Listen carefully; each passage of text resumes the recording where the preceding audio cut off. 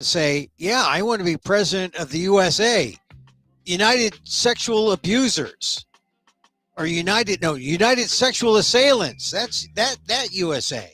I mean, because he is now been found liable for some kind of for sexual abuse, right? I mean, there was three options that the jury had to find him liable for rape. Remember, this is a civil case, so he could be liable for rape, liable for sexual abuse, or liable for forcible touching. Now, there is a spectrum, but if the jury picked the middle road, okay, sexual abuse, so he's a sexual assailant. So he starts a new organization, United Sexual Assailants, and he becomes president. Yeah, that's how you run for president of a newfangled organization. Not the United States of America. Heaven forbid. But there are still people, even though while this trial was going on, who are saying, "Oh, Trump, he's the leader of the GOP." Now what? Now you have a man who is found liable of sexual abuse, not guilty. He's found liable. This is a criminal case. And what is his liability? The damages are upwards to $5 million for sexual abuse and for defamation. How does one live down all of that? I mean, I guess this is part of Trump's political superhero traits, because he can seemingly defy all this and say, well, like on Truth Social, he just went on Truth Social just within the last hour saying, I don't know Eugene Carroll. Who is this? Witch hunt. We hear all that. But what does it say about our country when we still, not we, but there are still people in this country who still can't quit Donald Trump? I mean, the majority, I think, of Americans have moved on, but there is still a large number of people who won't quit this guy, even though he was found liable for sexual abuse and defamation this afternoon in New York. A big deal. I mean, if you've been following the trial, and I have off and on for the last week or so, the testimony that Eugene Carroll gave, I mean, it was pretty believable. Trump says, oh no, doesn't even know her. Who is this? Not my type, right? Oh, she didn't yell, scream. She didn't, someone who was raped would yell and scream. No, Trump's got it wrong. The amazing thing is that Trump did not. I mean, his defense was provide no witnesses, provide no evidence. Jury came back, and even though it was a lower standard, it's not the beyond a reasonable doubt standard of the criminal courts. It was a lower standard of the preponderance of evidence. It was a civil court or a civil case, so they don't talk about guilt or innocence. They talk about if you're liable. And so now Trump is liable, $5 million. It's still all bad. And yet there are some people in America who say, it's all bad, but we still want him to be president. Oh, this is what's wrong with our democracy. Anyway, this is the big story. The jury found that Ms. Carroll did not prove Mr. Trump raped her. Remember, like I said, there were three options the judge gave to the jury. Prove rape, prove sexual abuse, prove forcible touching. They went with that middle ground, sexual abuse. So what now? I mean, I guess this is the new standard for politics. If he maintains his status as the as a front runner for the Republicans, or it just means that the Republicans are just, I don't know what's up with the Republican Party.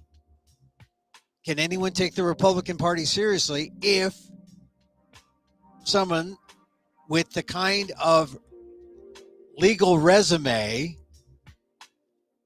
of Donald Trump is your front runner? Anyway, welcome to Emil and Amok's Takeout, my takes on all things considerable. This just came up within the hour. It's a big story. It's a big story because, well, number one, E. Jean Carroll isn't the only woman who has a claim or who could make a claim against Donald Trump. There are at least a dozen, maybe more than a dozen, right, who have accused Donald Trump of some kind of misconduct. But E. Jean Carroll's case is the first to go before a jury, and she won. There is no question about it. She won, and I'm glad for her.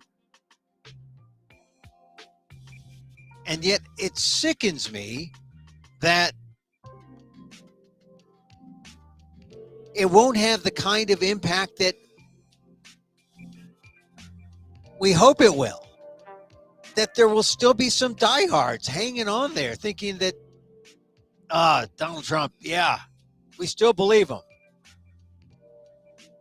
I mean, they haven't even found the courage to get off him and say, we release you, Donald Trump, and let us entertain other conservatives and right-wing fascists who don't have civil liabilities, who don't have, I mean, this case today, it may not be the black mark of a criminal case, but it's a black mark. I mean, if you or I, or if a person of color would have this, it's more than an albatross around one's neck. It would be a crushing,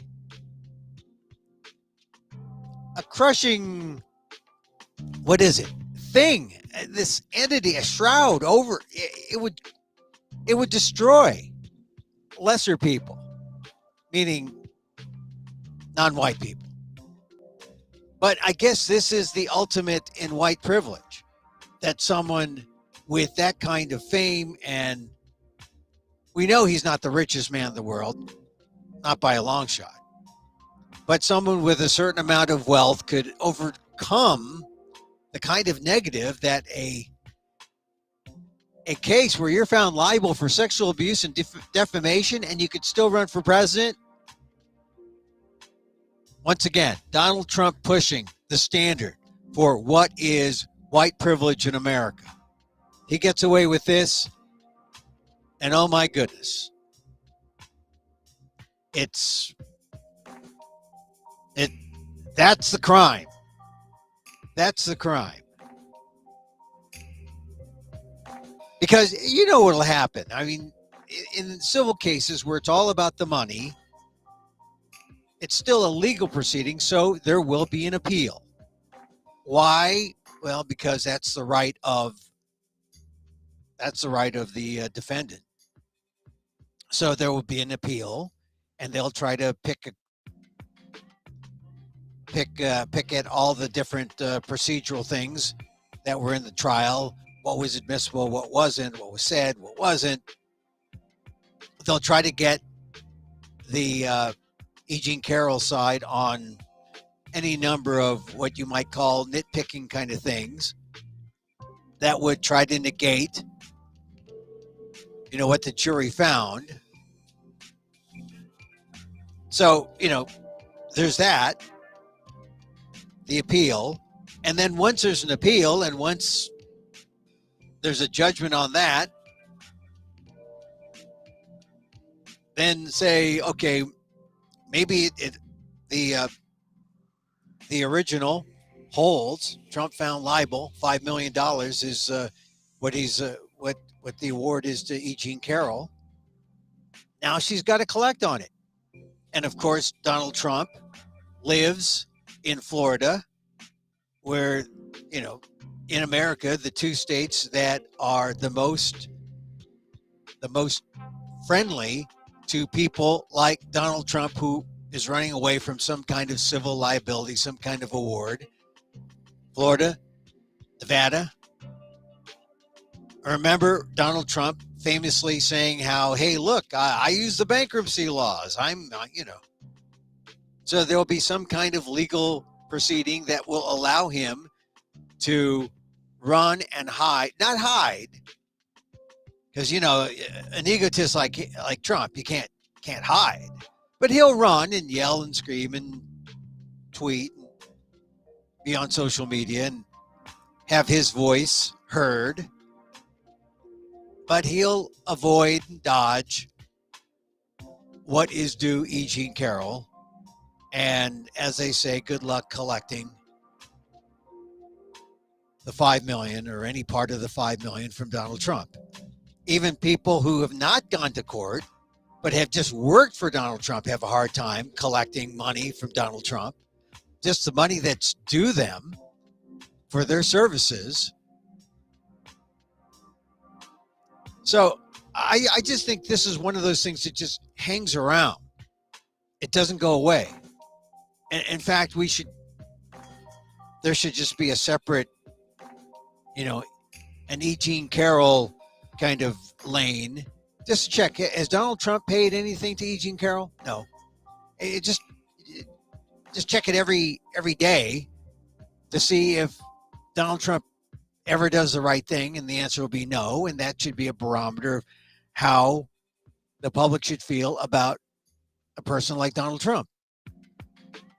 And if you're Asian American, you know that this should remind you of the Vincent Chin case, where the killer of Vincent Chin, Ronald Ebens, was found liable for the wrongful death of Vincent Chin.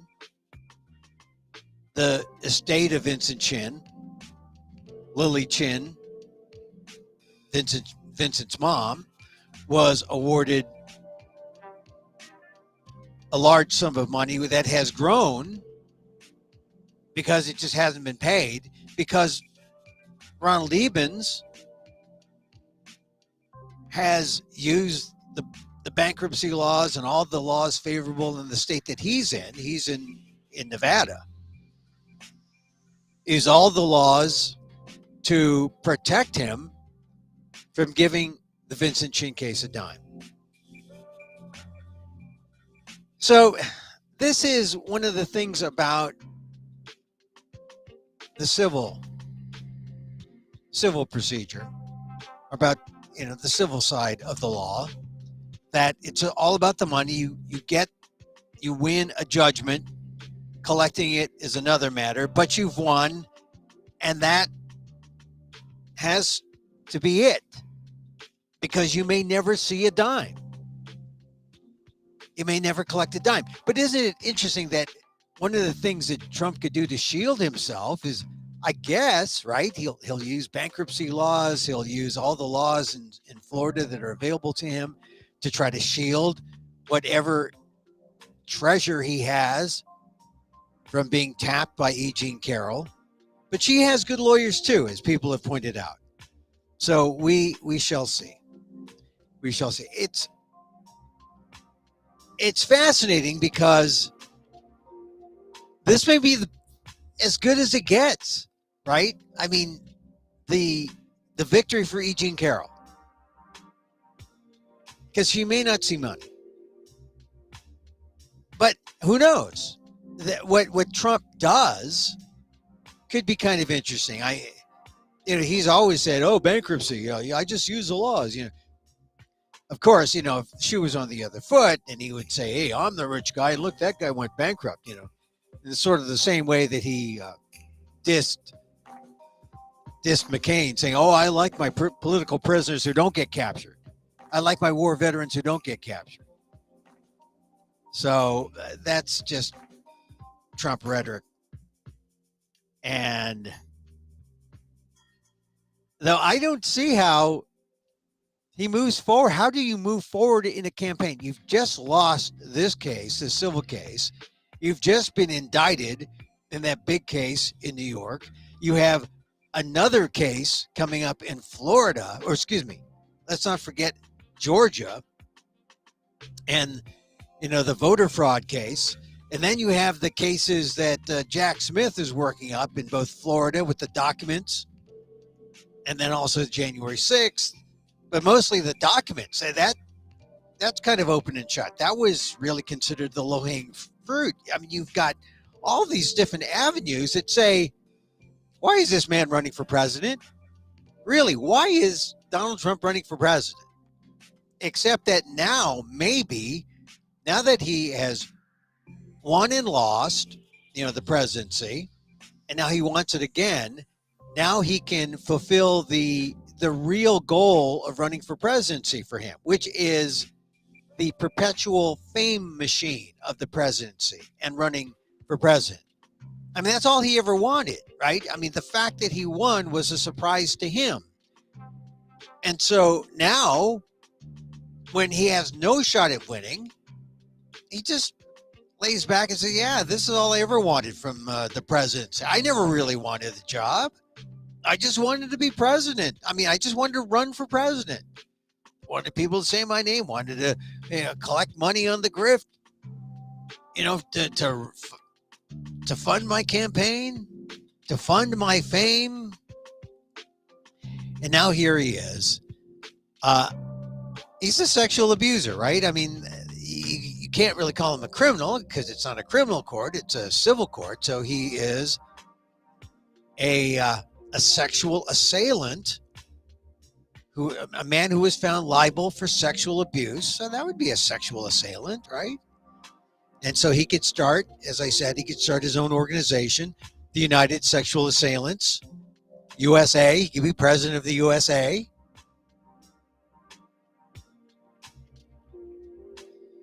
Donald Trump. And now it is time for all good men and women to say, thank you, Donald Trump, for your service or disservice or misservice. Thank you for spoiling the last 6-7 years of our lives. Go back to where you came from. You're no longer president. We don't want you to run. That's what's needed. Good people who were for Trump have to say, look, that's it, enough. And I'm looking at you, Vietnamese, among the AAPI who are the most Trump-worthy. I'm looking at you, Filipino Americans, probably second on the list of Trump lovers. It's like Vietnamese, Filipinos. Oh, there's some Chinese too. I'm looking at all of you folks. Time to say, time to quit him. Time to quit him now. You still want him to be your president? A guy who was found liable for sexual abuse. You want this man to be your president?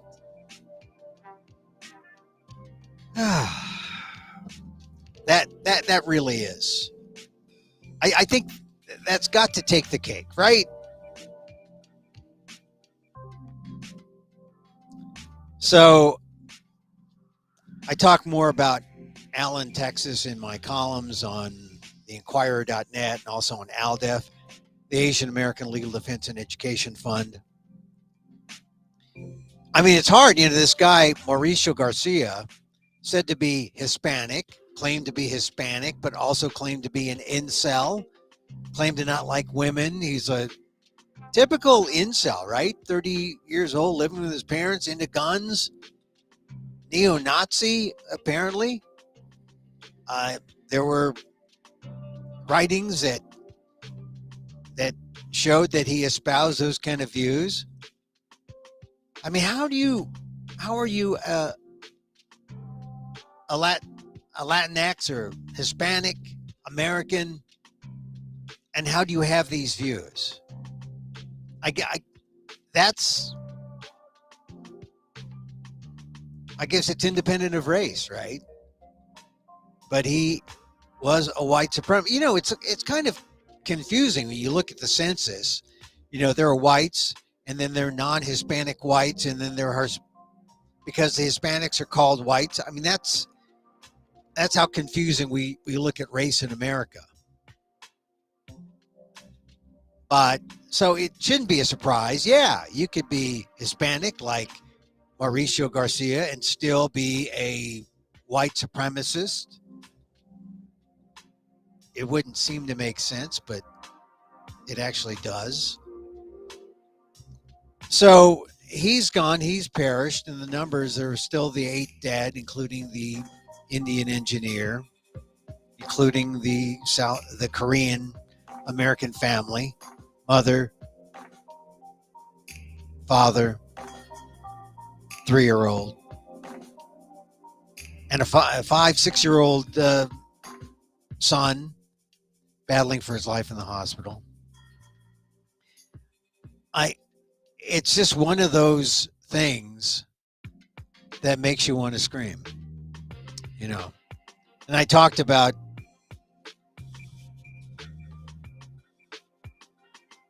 the guy in San Francisco, Banco Brown, who was shot.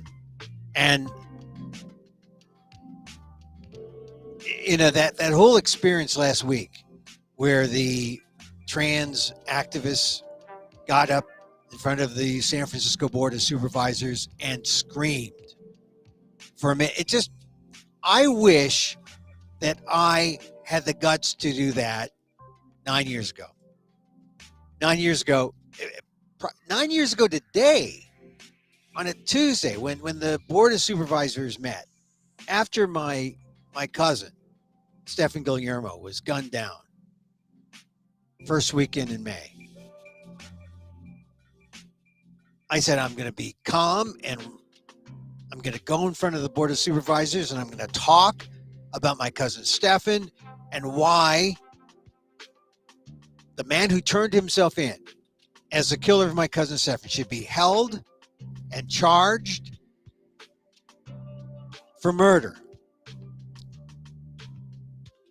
Because people told me they wouldn't do it. People told me that they would release, and they did. They released my cousin's killer. But they said the law is such in California that if you are a home dweller and someone enters your property and threatens you and you feel a threat, the California Penal Code gives you the right to defend yourself and to shoot to kill.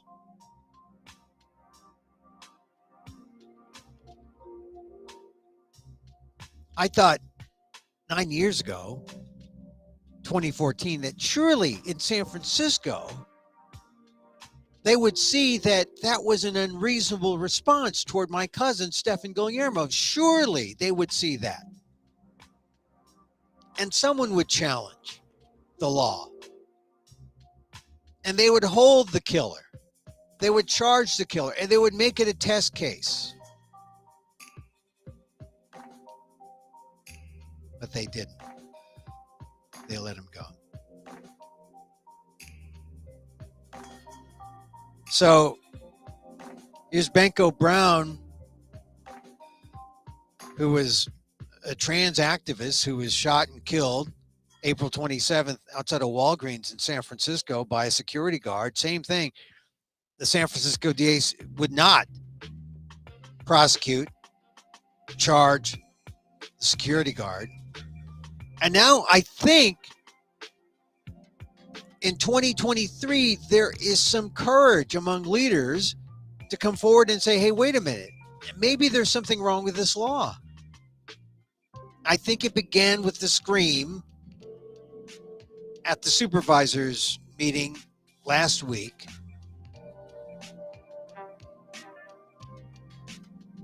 When a young trans activist screamed for a minute and said, this is how we feel. This is what you've done to us. This is what gun violence does. We've had it. We've had it. I felt like screaming. I saw, Leah McGeevy is her name, I believe. And I think we all feel that way. Not just because of Banco Brown or my cousin Stefan, but because of Allen, Texas, because of everything. I mean, these are just the instances of gun violence that get publicized that we know of. So many single shootings, individual shootings, never get talked about in the news. Never get solved. They're cold cases. Forever cold. Anyway, I'm still kind of reeling about Allen, the coincidence of Allen and my cousin's the 9th anniversary of his shooting death. But heartened to see that maybe there are some politicos in San Francisco who are saying, hey, maybe we ought to look at that law. We ought to look at that law that says someone who feels threatened because they feel like there's an intruder, we shouldn't give them the green light to fire, to open fire and shoot to kill. I mean, how do you prove, oh, you felt threatened? Oh, you didn't feel threatened? Oh, how do you prove that?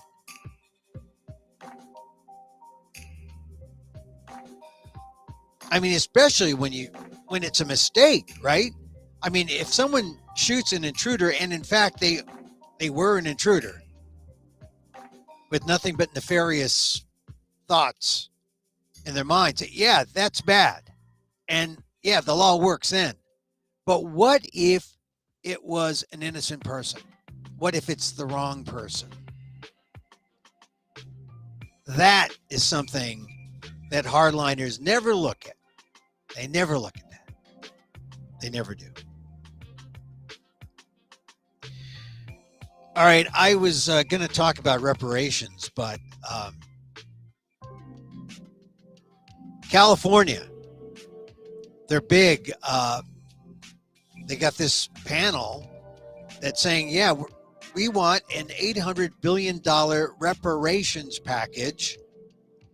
Wall Street Journal did an editorial, the whole paper did an editorial. I wanted to talk about that today, but because Trump got in the way with this verdict, I'll talk about the reparations tomorrow.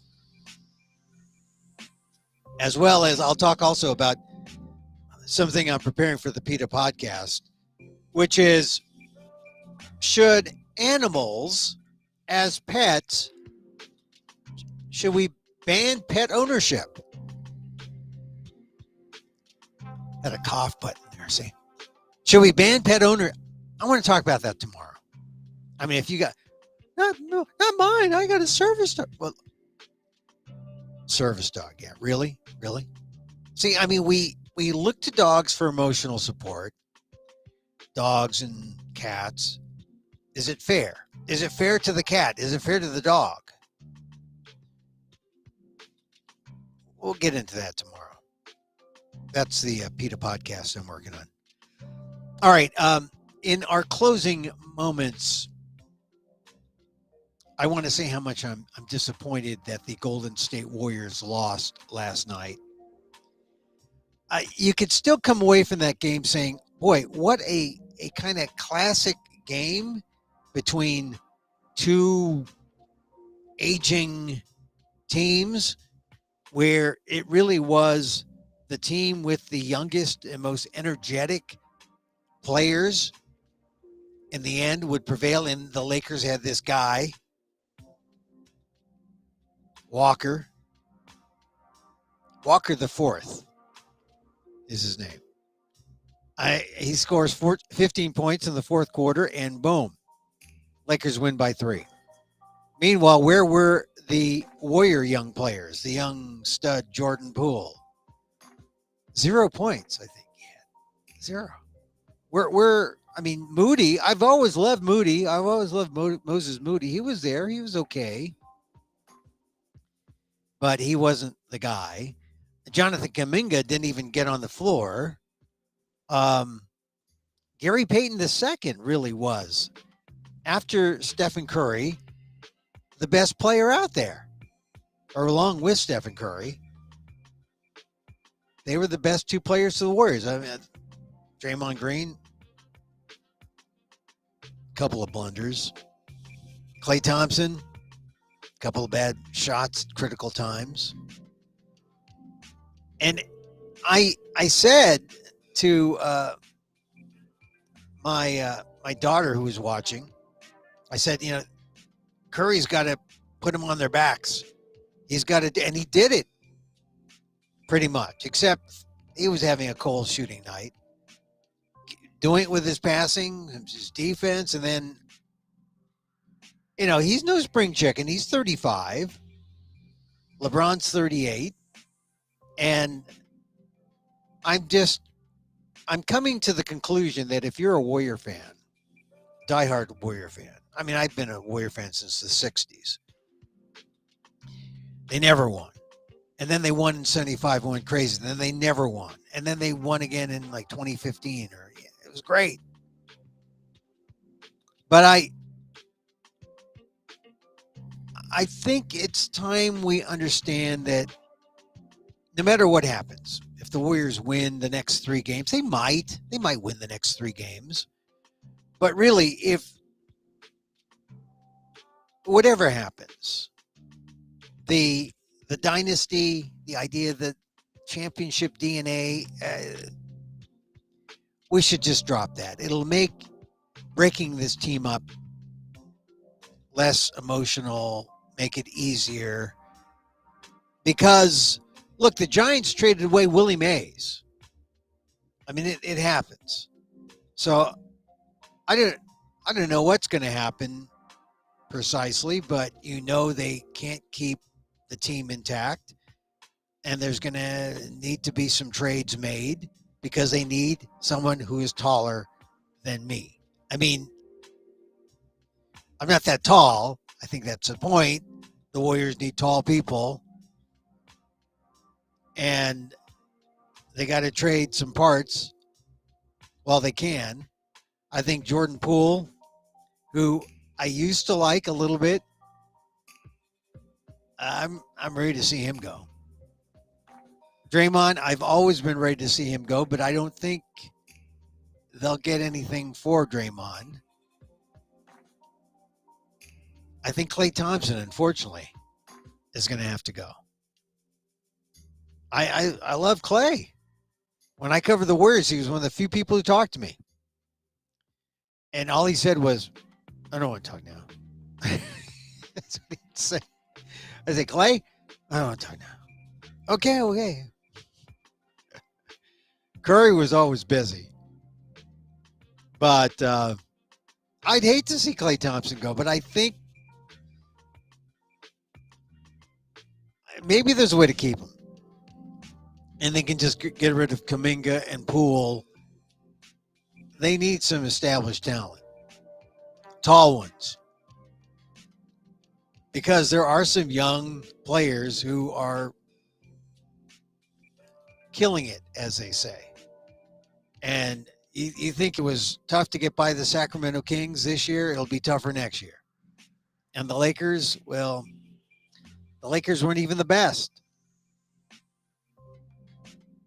And if the Warriors somehow beat the Lakers, they've got to go to Denver in altitude and play the Denver Nuggets, who they've beaten, but, between Jokic and Murray, they're a star forward. I mean, they got some good players there in Denver. Some people are saying, oh, they'd much rather play Phoenix, but I don't think Phoenix is going to get by Denver. So,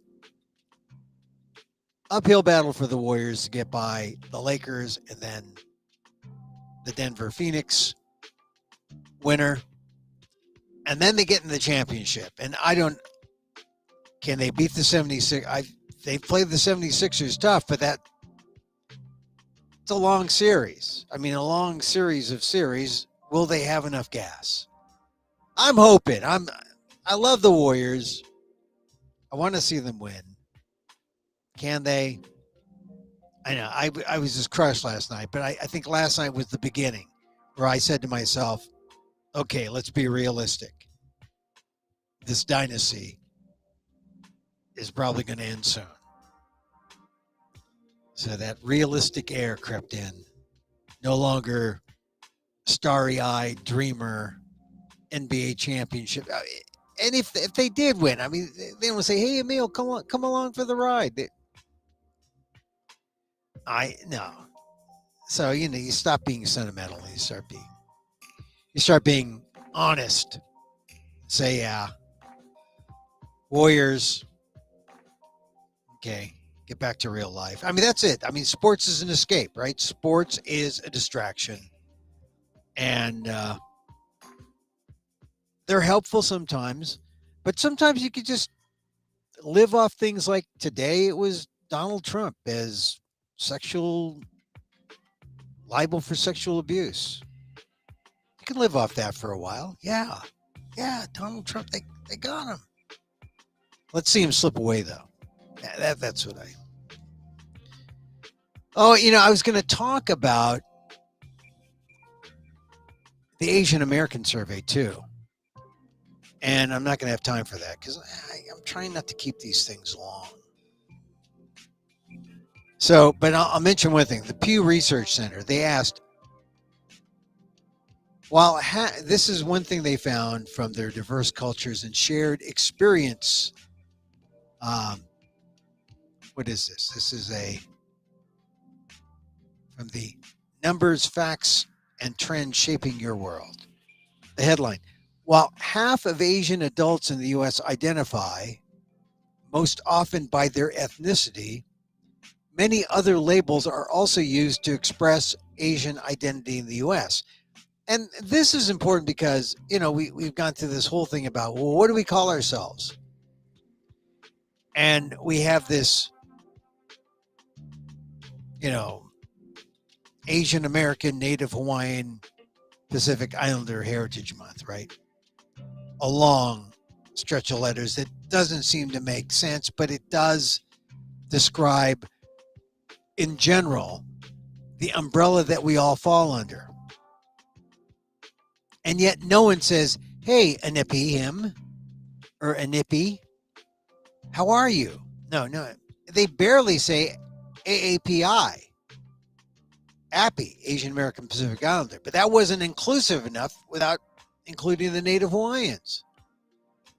So Pew, in their wisdom, said, what do you call yourself? And this is what they said. While half of Asian adults in the U.S. identify most often by their ethnicity, meaning half say, hey, I'm Filipino. Hey, I'm Chinese. Hey, I'm Japanese. Hey, I'm Korean. Many other labels are also used, like, hey, you, dingbat, or no. They use ethnicity in American. So, hey, Filipino American. So, by ethnicity, 26% said that. By ethnicity in American, hey, I'm Filipino American, 25%. By Asian American, that's always a standby. You're an Asian American, yeah, 18. So that's the generic, preferred generic, Asian American. Ethnicity, I'm Filipino. I'm Filipino American. Those are more. But Asian American, 16%. Asian, if you say I'm Asian, only 12% say I'm Asian. And of course, because, you could be visiting from Manila or Seoul, Hong Kong, Beijing. You're not an American. You might be Asian. But if you're Asian, I mean, this is where the confusion lies. Are you Asian or are you American? So 12% say Asian, 10% say American, which is interesting because it means that the first thing they do to identify themselves isn't American. It's I'm Filipino. I'm Filipino American. I'm Asian American. I'm Asian. Then I'm American. Then there's regional Asian, meaning like, all right, my father's from the Lawag area or the Ilocos Norte. So you might say, I'm a Norteñan. What? I'm a Loagueño. What? Only 6%. And 3% other. And this is where all the epithets come in. So this is important because it shows the evolution of our thinking. It shows the evolution of how we see ourselves in America. We see ourselves first by our ethnicity, and then we link it to America, because then it's 52% who say they use ethnicity alone or in combination with American. That's pretty good. And then 51% use American alone or in combination with an ethnicity or with Asian. So, and only 28% use Asian alone or in combination with American. So even Asian American, not that great, and not Asian alone. They don't like to say Asian alone. So that's how we say, how we prefer to call ourselves. And this is from the Pew Research Center. So you know, it's, let's see, survey July 5th, 2022 to January 27th, 2033, from the survey of Asian American adults. So I'd say that's pretty good. I mean, it's pretty reliable. I think, and it's true. I think there's sometimes where it's interchangeable depending upon who you're with. But it's important because to a lot of people are confused. They say, well, what are you? Well, who are you? Well, we're figuring that out.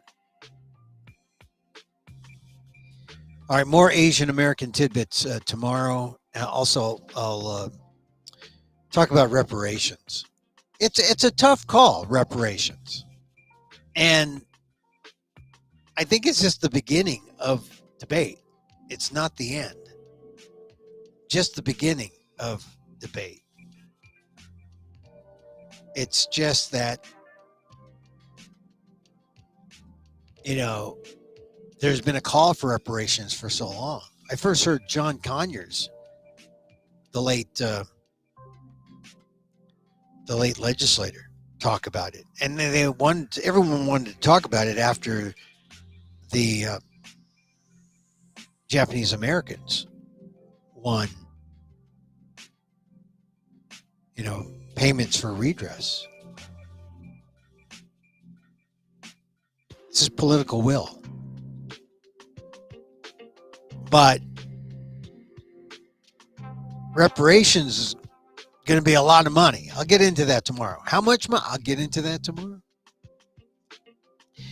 All right, we're here Monday through Friday, 2 p.m. Pacific, around there, 2:05. Come on live, talk about the news. Today's big news, of course, the Trump verdicts, the verdicts that found Trump liable for sexual abuse and defamation in the case involving E. Jean Carroll. And didn't expect anything different, really. I just wondered, would it be enough to get people to say, that's it, I'm off Trump. I got Trump out of my life. I don't need a sexual abuser for president. Oh, but he's not a criminal sexual abuser. Yeah, but he's on the hook. It's still a dark cloud. I'm telling you, if Trump survives this, it'll show you the limits of white supremacy. Or not white supremacy, white privilege. There are none. It just, sexual abuser? Oh, come on. You can be president someday, you sexual abuser, you. No, not a criminal sexual abuser. It's just a civil one, meaning he pays a fine, a civil penalty, an award, or maybe he doesn't if his lawyers can just string it out. But then what kind of guy is that? Is that what the kind of guy you want for president? Anyway, we're here Monday through Friday, 2 p.m. Pacific, around there, 2:05, on at Emil Amok. That's on Twitter, Facebook, fb.com/EmilGuillermo.media, YouTube, youtube.com/Emil Amok1. I think that's, or youtube.com/Emil Amok1. Twitter at Emil Amok, EMILAMOK. And then we put the replays up on AMOK.com. Hey, thank you for joining us. Emil Amok's Takeout, my takes on all things considerable. You know, people say, if I go on to wherever I podcast, what's that podcast? Well, it's Emil Amok's Takeout. It's a different form. It's kind of like the pre-recorded, thing. But this is sort of the live, everyday, kind of like my secret podcast. Not on the podcast networks, but you can listen to it. Listen to it here. And we do it live. So as to test my abilities. Make it kind of urgent. Live at 2 p.m. Pacific. All right. Regular listeners also know I like to meditate. Meditation. They say that when you are trying to find a point in which to, focus on, point in between your brows, it's like in terms of your chakra positioning, it's between the 6th and 7th chakra, right? It's like the perfect place to be. That way the energy flows up and out and not down. And you always want to have the energy flow up and out, ideally. So I always like to end with a little metta, M-E-T-T-A, loving kindness. Because it always is good to love yourself, but love others first. Show the love toward others first. You'll find it comes back. Twofold, threefold, however many folds you want. It comes back. And so, as I wish for me, I wish for you. May you be safe. May you be happy. May you be healthy. And may you live with ease. Emil Guillermo here. Back tomorrow. Till then, Mahal Kita.